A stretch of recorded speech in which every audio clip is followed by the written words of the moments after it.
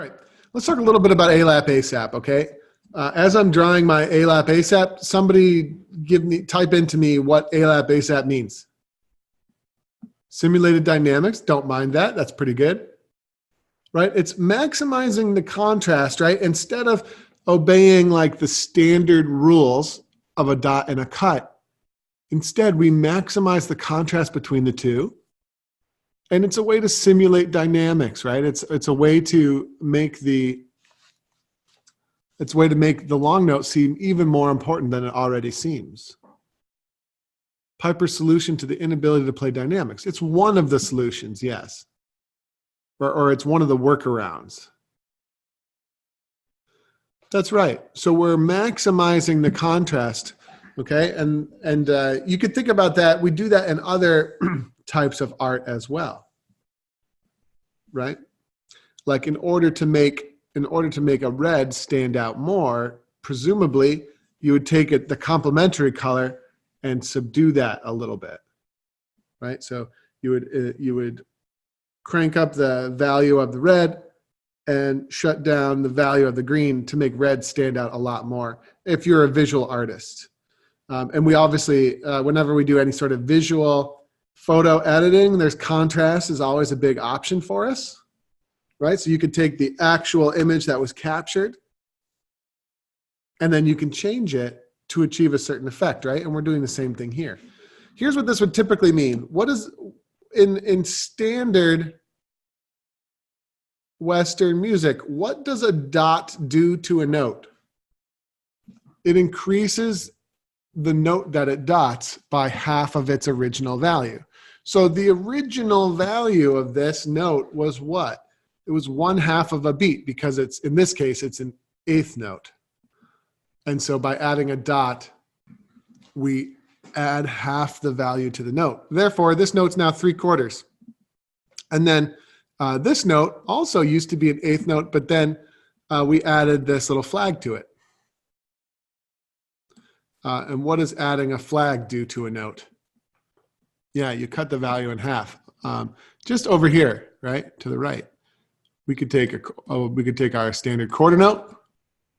If we want to split the value of that in half, we just do this. And now if we want it to be even shorter, split it again in half, we could just do this, right? Dots do the same thing. If we want to add half the value, we can do that. If we want to add half of it again, you can add another dot. If you want to add another dot, you can. How long is this note right now? Now that I added 3 dots. Yes, it's 1 15/16. It's a little bit tricky, but yeah, 1.5 beats, and then we add half again to the value of what was added to the note. You can see why it's pretty rare to do the triple dots, but you could. And what, you know, I think if we were to do it, we could see it over here. This would be 63/64 Bert, I believe. But I was triple dotting a quarter note, and that, for me, that gets weird. I don't know. I have to think about it. There is a, you know, there's a contingent of people when I talk about ALAP ASAP who are like, oh, so you just mean we should double dot the note, right? There are people who talk about that. I'm getting sidetracked. But if I double dot the note and do this, it definitely might sound a lot like ALAP ASAP if I were to double dot a note. But what's the problem with this still, right? If I double dot the note, we have 7/8 of a beat over here.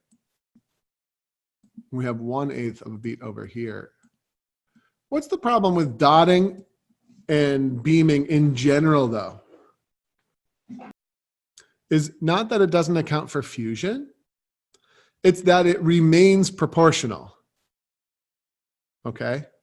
So it's not transferable to different tempos.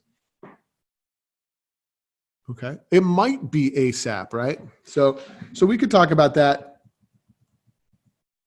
briefly if you want, right? So let's say the shortest note we could possibly play equals for ease of the math, let's say it's 10 milliseconds. That's the shortest note we could possibly play. So if our beat is equal to 80 milliseconds, then our 16th note, sorry, it wouldn't be a 16th note. Our 32nd note equals how many milliseconds? If we have a beat that's 80 milliseconds long, how long is a 32nd note? This is not realistic, obviously. It would be pretty weird to have a beat that was only 80 milliseconds long. But what would it be? It would be 10 milliseconds, right? My point would be, there is a tempo at which the shortest note we could possibly play would be the same as 1/8 note. Okay, now, but however, if we change the tempo, now if we move the beat to, let's say, 84 milliseconds, now a 32nd note equals what? Sorry, let's change it to 88 milliseconds. 11 milliseconds, very good. And then can you see how we're no longer, if we just play the fraction, we're no longer actually reaching as short as musically possible. Everybody see that? How proportions don't work? Good. ASAP duration does not change as tempo changes. And that's why when people say, oh, so what you basically mean is just double dotting, that's why that's not it at all, right? The important thing to understand is that we're doing an entirely different transformation to this musical group when we see it, okay? And that is to play the dotted note as long as musically possible, okay? As long as musically possible, sometimes known as ALAP. And then this one over here is as short as musically possible, okay? All right, now here's the thing that we're hearing a lot of that people need to start to understand. All right, so what we're hearing a lot of that people need to understand is the short changing of the ALAP.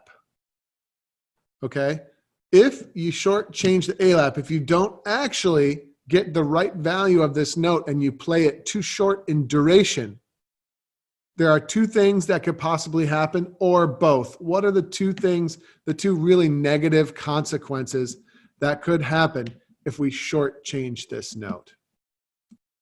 Well, we will definitely be early to the cut note. Right? So we've shortchanged this note.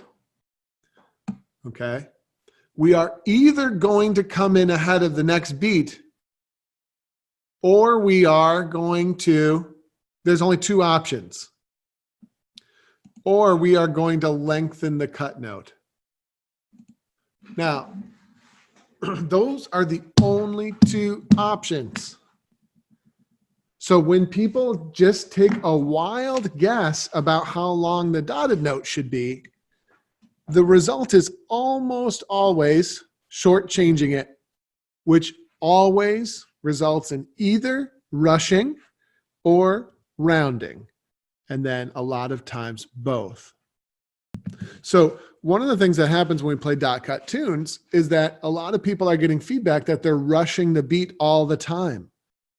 Okay, now you could focus on trying not to rush the beat, but a lot of times the source of that rushing is playing ALAP, ASAP incorrectly. What people are still doing is they're still trying to play ALAP, ASAP. ALAP, ASAP should not require any effort. It's just a musical calculation that we do every time we see it. That's the point. The point is we don't have to hold or cut notes. We just have to do a simple, calculation each time we play. And don't think of calculation in the nerdy way, right? Like a great way of describing ALAP, ASAP is play dotted note until tiniest fraction of time before foot hits ground for next beat, right? That's a good way of describing the calculation. That's what I would do. So I'm not going to try to hold the note. I'm not going to take a wild guess. What I'm going to do is Here's the floor. Here's my foot. The dotted note lasts the entire time until there's the tiniest fraction of space between my foot and the floor. And that's when I sneak the next beat in. That helps me not rush. It helps me know what the actual maximum length of time is for that note, right? We can't just take a wild guess, and we can't just practice the correct length of the note because tempo is variable. It changes all the time.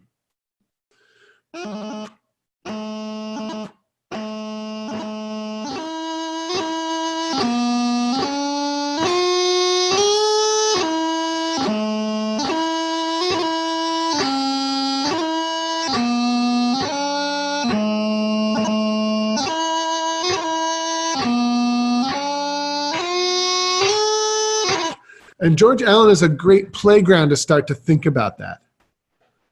Okay. So all I'm doing there, I'm not holding any notes. It sure sounds like I am, right?